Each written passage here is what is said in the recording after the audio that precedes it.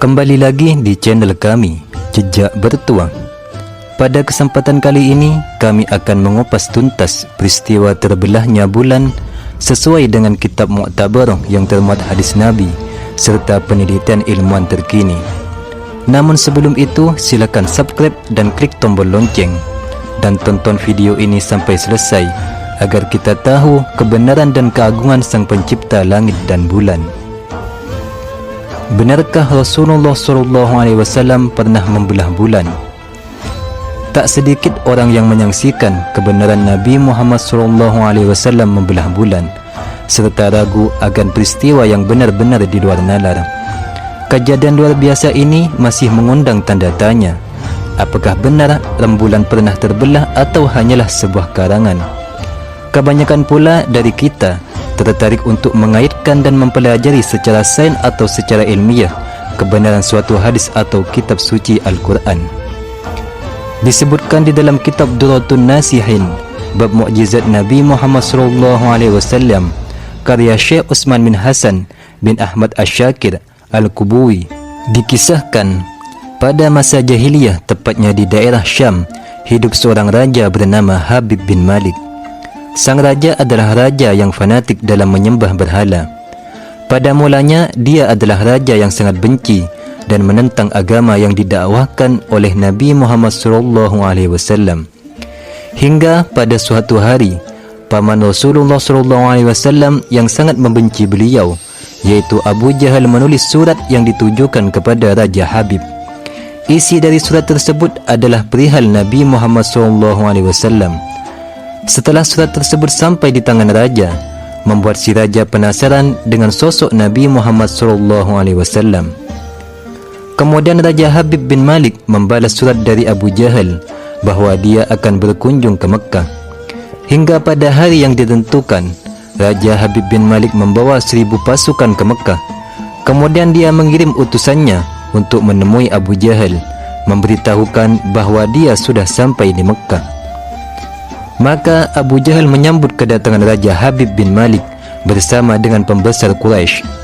Lalu Raja Habib bin Malik bertanya, "Seperti apakah Muhammad itu?" Abu Jahal pun menjawab, "Sebaiknya tuan tanyakan pada Bani Hashim." Setelah itu Raja Habib bin Malik beserta rombongan mendatangi Bani Hashim. Setibanya di kediaman Bani Hashim, Raja Habib langsung menanyakan seperti apa sosok Muhammad itu. Dan salah seorang dari Bani Hashim menjawab pertanyaan si raja. Di masa kecilnya Muhammad adalah anak yang bisa dipercaya, jujur dan baik budinya. Namun sejak berusia 40 tahun, ia mulai menyebarkan agama baru.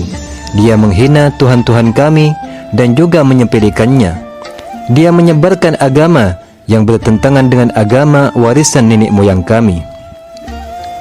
Setelah mendengar cerita tersebut, Raja memerintahkan untuk menjemput Nabi Muhammad SAW ke hadapannya, dan apabila beliau menolaknya, harus dipaksa.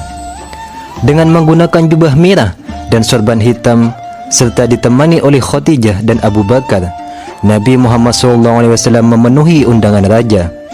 Sepanjang perjalanan, Khadijah menangis karena mengkhawatirkan suaminya. Rasulullah SAW menenangkan Khadijah seraya berkata, "Kalian jangan takut, kita serahkan semua urusan kepada Allah Subhanahu wa Ta'ala." Sampai di desa Abtah, Rasulullah SAW disambut dengan ramah dan beliau dipersilahkan duduk di kursi yang terbuat dari emas.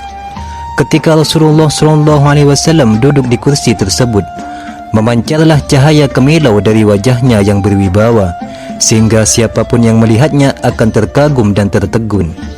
Maka berkata Raja Habib, "Wahai Muhammad, setiap nabi memiliki mukjizat. Mukjizat apa yang kau miliki?" Raja bertanya kepada beliau. Dengan tenang Rasulullah SAW balik bertanya, "Mukjizat apa yang Tuan kehendaki?" Raja Habib kemudian menjawab, "Aku menghendaki matahari yang tengah bersinar engkau tenggelamkan, kemudian munculkan bulan, lalu turunkan bulan ke tanganmu, belahlah menjadi 2 bagian, kemudian masing-masing masukkan ke lengan bajumu sebelah kiri dan kanan, lalu keluarkan lagi dan satukan lagi. Setelah itu suruhlah bulan itu mengakui engkau adalah Rasul, dan selanjutnya kembalikan bulan ke tempatnya semula. Jika engkau dapat melakukannya, aku akan beriman kepadamu dan mengakui kenabianmu, perintah raja. Mendengar hal itu, Abu Jahal merasa bahagia kerana dia yakin kalau Muhammad tidak dapat melakukannya. Akan tetapi dengan tegas Rasulullah SAW menjawabnya bahawa dia akan memenuhi permintaan si raja. Kemudian Rasulullah berjalan ke arah gunung Abi Qubays dan solat 2 rakaat. Usai solat, beliau berdoa dengan menengadahkan kedua tangannya tinggi-tinggi agar permintaan Raja Habib terpenuhi. Seketika itu juga, tanpa sepengetahuan siapapun, Allah memerintahkan 12.000 malaikat untuk turun. Kemudian para malaikat berkata, "Wahai Rasulullah, Allah menyampaikan salam kepadamu." Allah berfirman, "Wahai kekasihku, janganlah engkau takut dan ragu. Sesungguhnya aku senantiasa bersamamu. Aku telah menetapkan keputusanku sejak zaman azali tentang permintaan Habib bin Malik. Pergilah engkau kepadanya untuk membuktikan kerasulanmu. Sesungguhnya Allah yang menjalankan matahari dan bulan serta mengganti siang dengan malam." Habib bin Malik memiliki seorang putri cacat, tidak punya kaki dan tangan serta buta. Allah Ta'ala telah menyembuhkannya sehingga ia bisa berjalan, meraba dan melihat. Kemudian bergegaslah Rasulullah turun menjumpai orang kafir, sementara bias cahaya kenabian yang memancar dari wajahnya semakin bersinar. Waktu itu matahari hampir tenggelam dan senja mulai beranjak, sehingga suasana remang-remang. Tak lama kemudian Rasulullah berdoa agar bulan segera muncul. Maka terbitlah bulan dengan sinar yang benderang. Rasulullah mengisyaratkan bulan agar turun kepadanya. Tiba-tiba suasana menjadi mencekam ketika terdengar suara gemuruh yang dahsyat. Segumpal awan mengiringi turunnya bulan ke tangan Rasulullah. Segera setelah sampai di tangan beliau, Rasulullah membelahnya menjadi 2 bagian dengan jarinya. Lalu beliau memasukkan ke lengan baju kanan dan kiri. Tak lama kemudian beliau keluarkan lagi dan disatukan kembali.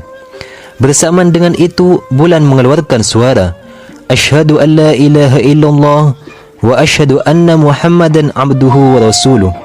Melihat kejadian itu, semua pikiran dan perasaan orang yang menyaksikan menjadi terguncang. Sungguh ini bukan mimpi.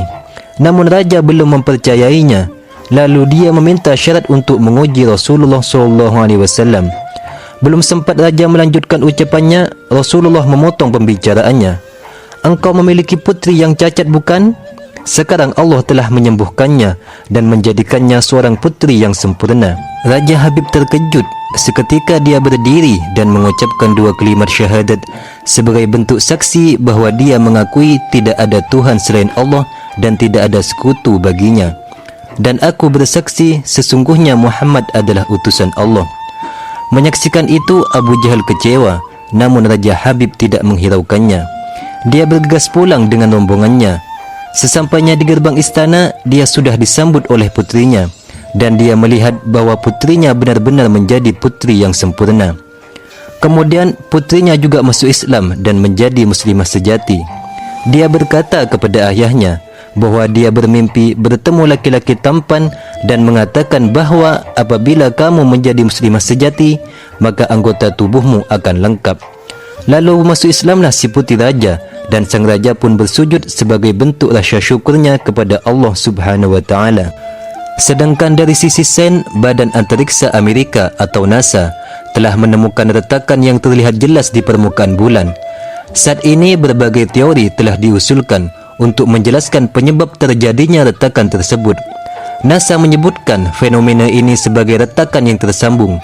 Di lain sisi, para ilmuwan juga berhasil menemukan sebuah fakta ilmiah di mana mereka menemukan dahulu kala bulan pernah terbelah menjadi 2, kemudian menyatu kembali. Semoga kisah dan penelitian ini menyempurnakan keyakinan dan keimanan kita terhadap kekuasaan Allah Subhanahu wa Ta'ala yang diberikan pada Rasulnya Nabi Muhammad SAW. Silahkan subscribe dan klik tombol lonceng agar anda senantiasa mengikuti dan mendapat pemberitahuan video terbaru kami, serta share video ini sebagai dukungan untuk channel kami dan manfaat yang luas di muka bumi.